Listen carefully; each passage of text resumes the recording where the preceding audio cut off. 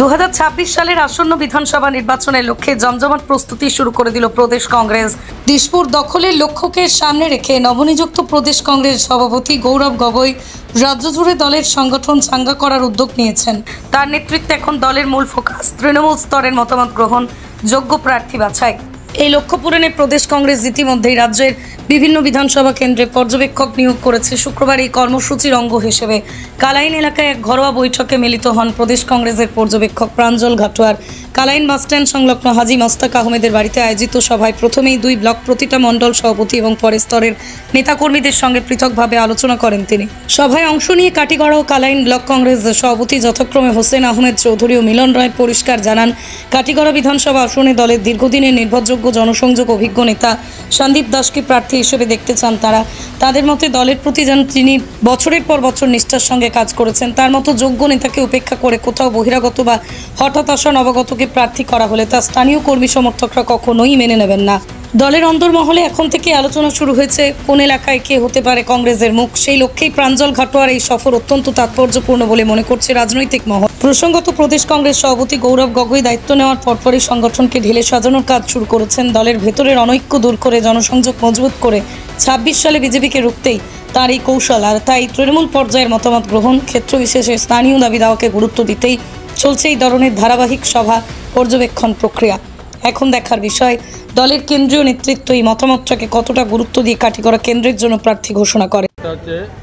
আমাদের গৌরব গগৈ মহাশয় এপিসিসির প্রেসিডেন্ট হওয়ার পর থেকে আমাদের একটা সাংগঠনিক চেঞ্জিং আসছে। সেই অনুযায়ী আমরা এপিসিসির পর্যবেক্ষক প্রাঞ্জল ঘাটোয়ার মহাশয় আজকে আমাদের কাটিগড়া কনস্টিটিউয়েন্সিতে এসেছেন এবং এখানে আমাদের কালাইন এবং কাটিগড়া ব্লকের একটা যৌথ সভা হচ্ছে। ওটাকে ঠিক সভা বলা যাবে না, যৌথ একটা আলাপ আলোচনার মধ্যে উনি বিভিন্ন মণ্ডল, বুথ কমিটি এবং ব্লক কমিটি, আমাদের বিভিন্ন উইংসের উনি সাংগঠনিক ব্যাপারে মতামত নিয়ে যাচ্ছেন এবং আমরা আশা রাখছি যে সেটা হচ্ছে আমাদের 26-এর যে এমএলএ ইলেকশন, সেই ইলেকশনের প্রস্তুতি হিসাবে আমাদের সংগঠনকে ঢেলে সাজানোর একটা পরিকল্পনা নেওয়া হয়েছে। আমরা আজকে আমাদের আসাম প্রদেশ কংগ্রেসের নবনিযুক্ত সভাপতি তথা যোরহাট সমষ্টির সাংসদ তথা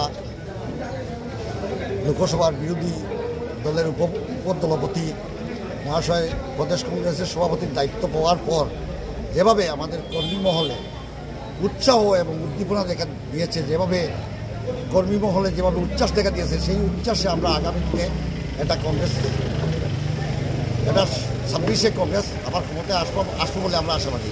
এবং গৌরব গগৈ মহাশয়ের যে নেতৃত্বের